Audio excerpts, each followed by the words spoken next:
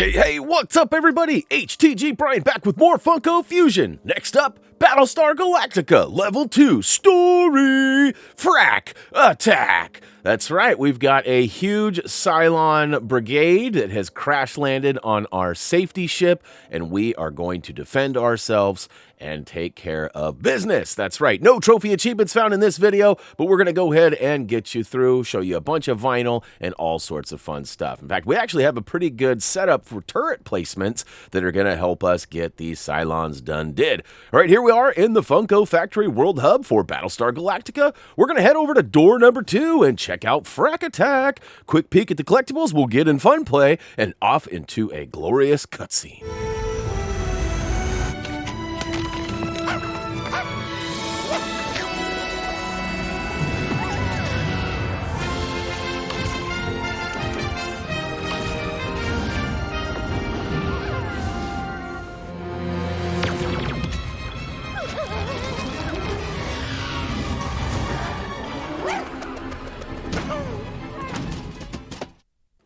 As you saw in the cutscene there, we have officially been followed to our safety ship, and now we're going to go ahead and try to defend ourselves. So we escorted these nice, innocent civilians over to the ship, only to find that, well, we've got more work to do. So we're going to head over to the mold machine as soon as we exit the spawn point, and we're going to start dropping some turrets. We actually recommend that you put 3 on the backside of the ship here, where Cylons will be coming from the depths of the ship, which doesn't make a whole lot of sense as they crashed on the other side, but nonetheless, we're going to go ahead and place 1 on either side of the ship, so 1 on the back left, 1 on the back right, and then we're actually going to place 1 right in the middle. Now, the game only allows you to place 5 turrets, or actually any of the world items at once, so it says low stock, and we'll get a couple more before it says out of stock.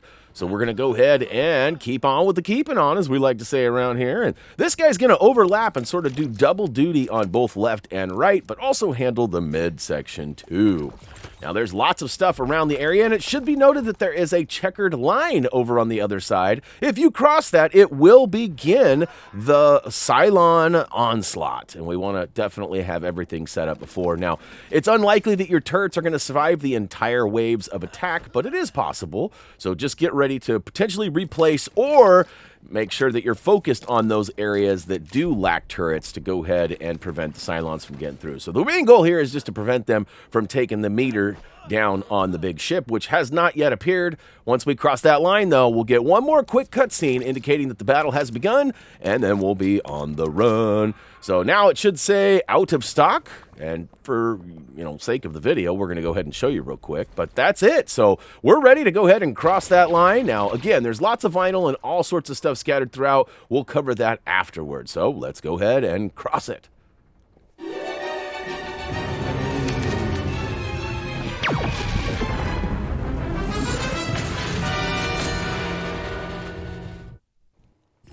All right, so we're officially ready. You can see fire is everywhere. And, I did this level a couple times. Once for my scout, and then I actually made a mistake in my first recording, so I had to go back.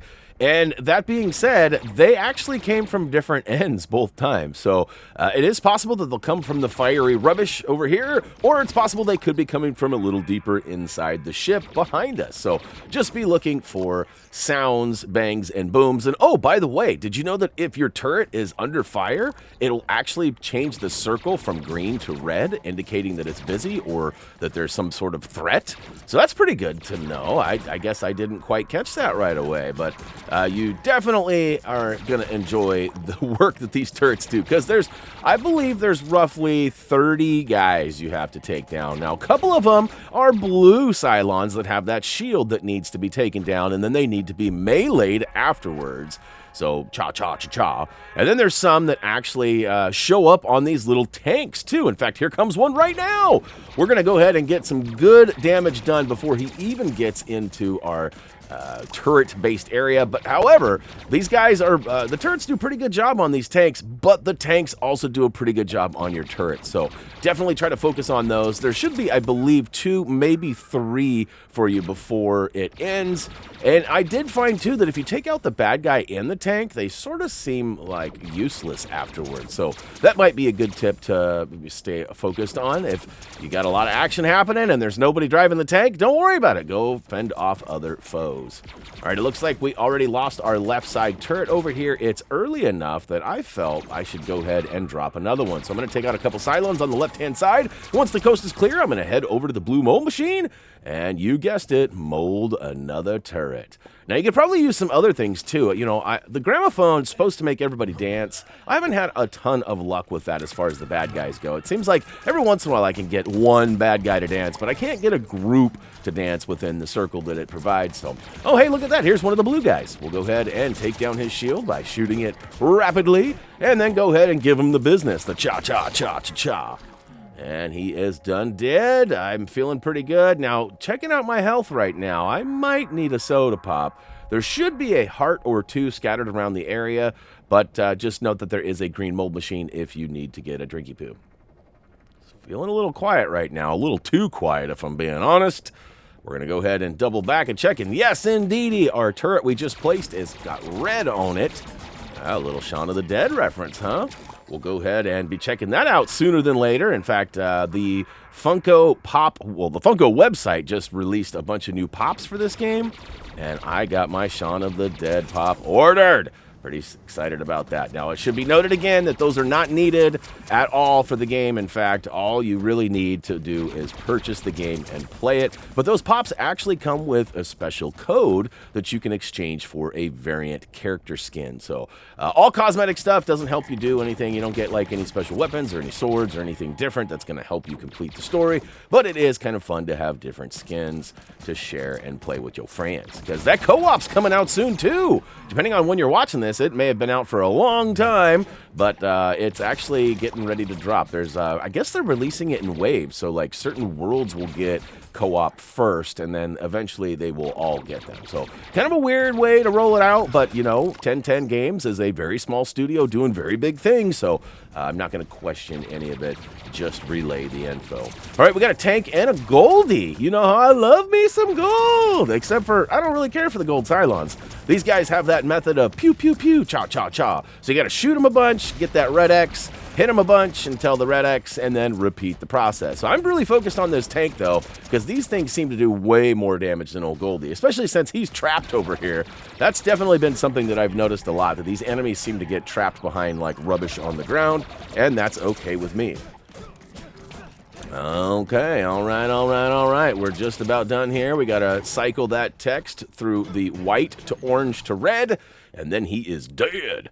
All right, I think we're clear. I'm feeling like we're pretty good here. In fact, do I know for a fact we are? Because it says grab the fun key. So we're going to go on a quick run for some vinyl. Going to go ahead and destroy a bunch of stuff. Now, you might make note of a few things along the way, and it's up to you if you want to collect things like the Foxo part was back there.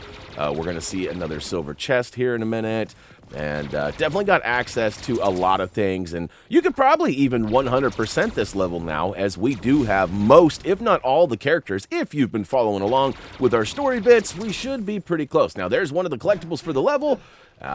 Basically, you got to get either 5 or 10 of those to open up one of the silver chests. They're scattered all over the place. In fact, you might have noticed an early battle here. I actually took one out, hanging out on a pillar right next to that charge station, actually. And it will respawn when we reload the level and come back to capture everything in the fun play. We just figured we'd get a little bit of vinyl. Now, I did some quick math earlier, and it looks like I get about 31 or 32,000. And, you know, I'm smashing and banging and booming, but I'm also not grabbing everything. So, you know, with that vinyl grind that we need to do to get that 5 million, it's going to take a little bit of this later. Now, I'll probably find a good method to go ahead and showcase how we're going to farm it. There'll likely be a video for that down the road, but just in case, it's good to remember that as much vinyl as you can grab as possible is recommended. And yeah, so the video was pretty short, really, without this little run here. And there's another one of those collectibles. I don't know what those are. That's some sort of like a stuffed animal of sorts, and I'm sure it's a reference to like a character or a thing in this particular franchise. But like I said in the last video, Battlestar Galactica is deep buried in the memories days of old man Brian Brain. It's been a long time since this show was actively on TV or that I consumed any episodes of it. So, although I do remember some things, like I noticed that there's a hallway where they launch the ships right behind me there. It looks exactly like the cinematic moments when they would launch out the tubes and take off into space. So, there are some things that I certainly remember, but for the most part, it's a little bit of a blur. All right, we've done a pretty good run. Like I said, we got about 30,000, maybe a little bit extra. We're going to go ahead and grab that fun key and head for the exit. In fact, there's one of the collection tubes right there for the silver crown, and I believe it's 30K, so definitely doable. But we're going to go ahead and pass on that for now. As you'll see, booyaka show, no collectibles found in the making of this video, but we did get quite a bit of vinyl on top of a short catching early, because I mean, what would we have, 12,000 or something like that? So 32 or 42, whatever we got, it was much gooder. So, all right, we're back here in the Funko Factory Hub. We're going to go ahead and get poolside and check out door number 3. That's going to be up next, guys. Hey, that's going to do it for level 2 Frak Attack Story. Hopefully you guys enjoyed this. Don't forget to click that like button. It helps us out more than you know. Feel free to check us out on social media and also over at HappyThumbsGaming.com. We also have merch available. If you guys want to strut around in a nice new Thumbie shirt or hooded sweatshirt, check us out at HTG Merch. We'd love to see it. Anyways, guys, that's going to do it for me. As always, until next time.